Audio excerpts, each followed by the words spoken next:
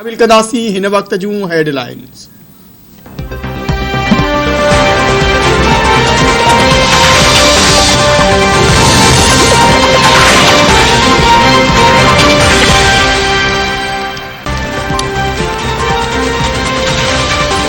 सिंध सरकार पारां 40 मार्कूं खणंदड़ उम्मीदवारनि खे पास करण जो ऐलान। वॾे वज़ीर पाणी जी खोट ऐं गैर मुंसिफ़ाणी विर्छ जो ज़िम्मेवार इर्सा खे करार ॾेई छॾियो। मुराद अली शाह जो चवणु आहे त हाणे 40 मार्कूं खणंदड़ उम्मीदवारनि खे ऑफर आर्डर ॾिना वेंदा। सिंध में IBA ज़रिए मेरिट जे उस्तादनि जी भर्ती थी। 35,870 उस्तादनि जूं जायूं ख़ाली हुयूं। ॿार वण हेठां पढ़ी सघनि था पर उस्ताद खां सवाइ नथा पढ़ी सघनि। इर्सा तबाही मचाए रहियो आहे। सिंध जो पाणी चोरी थी रहियो आहे। पाणी जी मुंसिफ़ाणी विर्छ न थी त नफ़रतूं वधंदियूं। पाणी न मिलण सबबि ख़रीफ जो फसल तबाह थी रहियो आहे। सिंध खे पाणी जी ज़रूरत दौरान इर्सा डैम भरिया ऐं लिंक केनाल खोले छॾिया। सिंध खे इर्सा जे पाणी विर्छ ते सख़्त एतिराज़ आहे।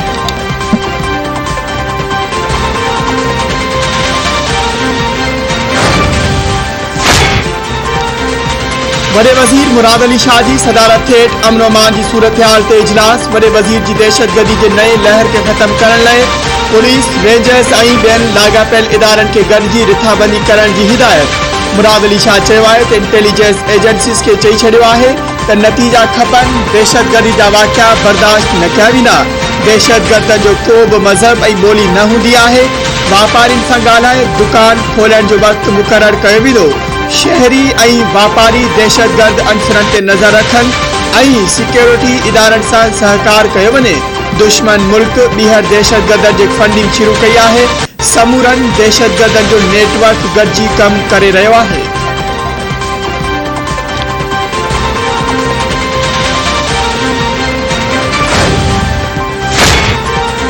उत्तर वज़ीरस्तान इलाइक़े बोया में सिक्योरिटी फोर्सिस जी कार्रवाई। संगीन केसनि में घुर्बल 2 अहम दहशतगर्द मारिजी विया। मारिजी वियल दहशतगर्दनि जी सुञाणप कमांडर रशीद उर्फ जाबिर ऐं अब्दुल सलाम उर्फ चिमटो जे नाले सां थी आहे। ISPR मूजिब 16 ऐं 17 मई जी राति जो दहशतगर्दनि ख़िलाफ़ कार्रवाई करे ॿिन्ही दहशतगर्दनि खे जहन्नुम हवाले कयो वियो। मारिजी वियल दहशतगर्दनि जो वास्तो कलदन तंज़ीम सां हो।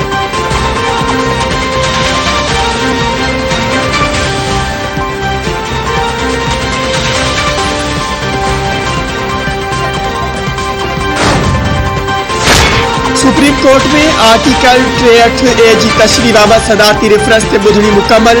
फ़ैसिलो अॼु थींदो।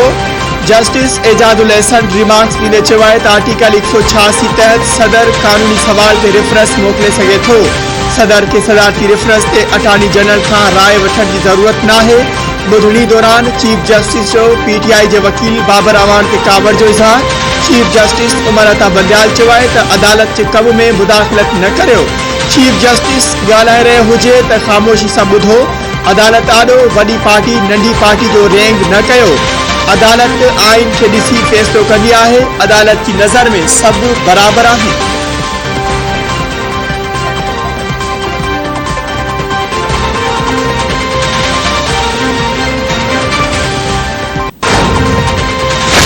डॉलर जे मुल्क में पर लॻी विया। इंटर बैंक में डॉलर वधीक 2 रुपया महांगो। ओपन मार्केट में अमरीकी डॉलर 197 रुपयनि जो थी वियो। माशी माहिरनि जो चवणु आहे त डॉलर जी क़ीमत जो दारोमदार IMF सां दोहा में रिथल ॻाल्हियुनि ते आहे। IMF सां ॻाल्हियूं कामयाब थियण जी सूरत में रुपए जी क़दर में बहितरी अची सघे थी।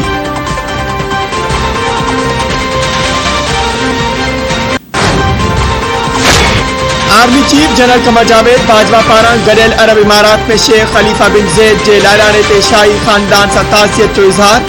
गॾियल अरब इमारात जे सदर शेख मोहम्मद ज़ैद अल निहान आर्मी चीफ जी आजिया कई। Army chief general Qamar Javed Bajwa Sheikh खलीफा बिन ज़ैद अल निहान जी बुलंद दर्जात ऐं मग़फ़िरत जी दुआ कई।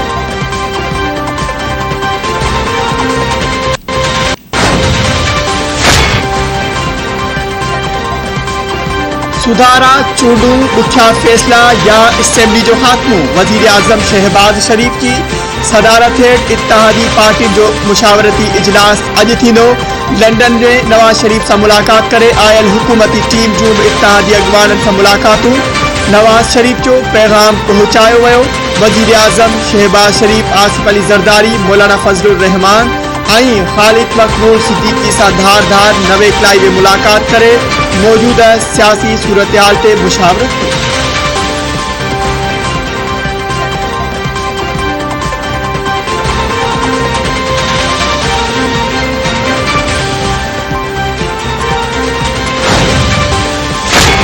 वजीर आजम शहबाज शरीफ की सदारत हेठ वफाकी काबीना जो इजलास मुल्क की मजमूई सियासी ऐं मुआशी सूरतहाल जो जायजो वरतो वियो। ज़रियन मूजिब इजलास में रिटायरमेंट की डायरेक्टरी रिपोर्ट पेश कई वई। इम्पोर्ट एक्सपोर्ट ऐं वापारी तवाज़ुन ते भी ब्रीफिंग ॾिनी वई। इजलास में सॉफ्टवेयर एक्सपोर्ट ऐं IT शोबे में बेहतरी लाइ मुख़्तलिफ़ तजवीज़ुनि ते गौर वीचार कयो वियो। पाकिस्तान की 75वीं सालगिरह ते एज़ादी नोट जारी करण की मंजूरी ॾिनी वई।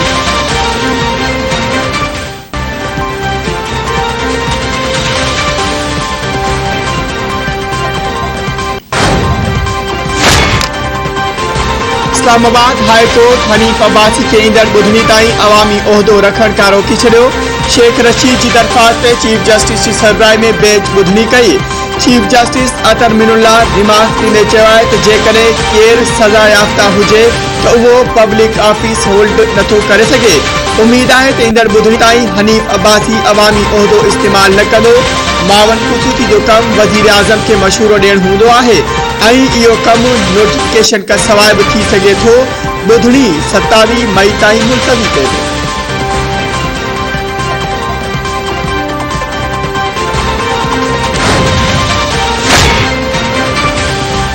अगूणे वजीर आजम शाहिद खाकान अब्बासी चयो आहे त जेसी ताईं नेब जो इदारो आहे मुल्क नथो हली सघे। हुकूमत मामलनि ते ज़ाब्तन आणण जी कोशिश करे रही आहे। मुल्क की मुआशी हालतुनि खे ॾिसी सियासत के सानवी हैसियत ॾिनी वञे। असेंबलियूं तोड़ण मसइले जो हल न आहे। मुल्क में थियल तबाही जो ज़िम्मेवार इमरान खान आहे।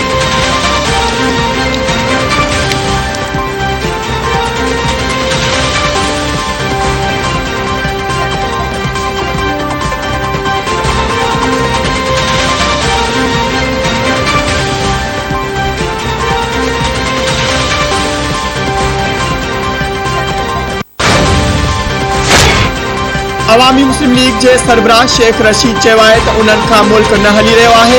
48 कलाक अहम आहिनि। इस्लामाबाद रावलपिंडी में वॾा फ़ैसिला थियण वञी रहिया आहिनि। नवाज शरीफ के हाण मुल्क अचण खां केरु रोके रहियो आहे।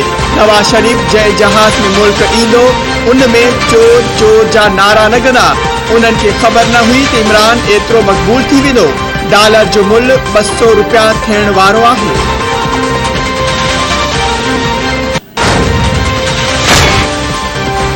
परले वजीर बिलावल भुट्टो ज़रदारी 3 ॾींहं जे दौरे ते अॼु अमरीका पहुचंदो। अमरीकी परले वजीर एंटोनी ब्लिंकन सां मुलाक़ात ऐं UN फूड सिक्योरिटी वज़ारती इजलास में शिरकत कंदो। बिलावल भुट्टो ज़रदारी 21 मई ते चीन ऐं 23 मई ते स्विट्ज़रलैंड जो दौरो कंदो।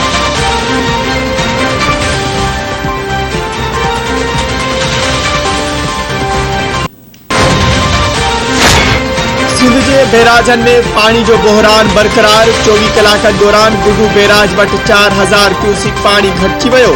In charge control room Sukkur barrage चयो आहे त पानी खोट सबब राइस ऐं दादू कैनाल के नथो खोले सघे।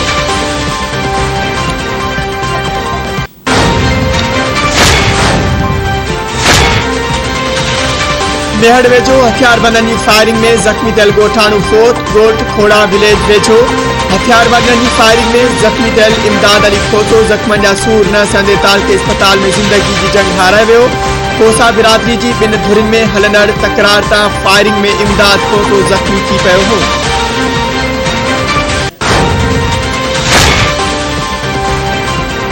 हाड़ा वेझो ॻोठ मोहम्मद हसन कीरियो में 20 वरह के नौजवान नारी जहर पी जिंदगी जो अंत आणे छड़ियो। मारवी ज़ाल मेहताब रिंद जहरीली दवा पी आपघात कयो। बारसन जो साहुरन ते कत्ल जो इल्जाम।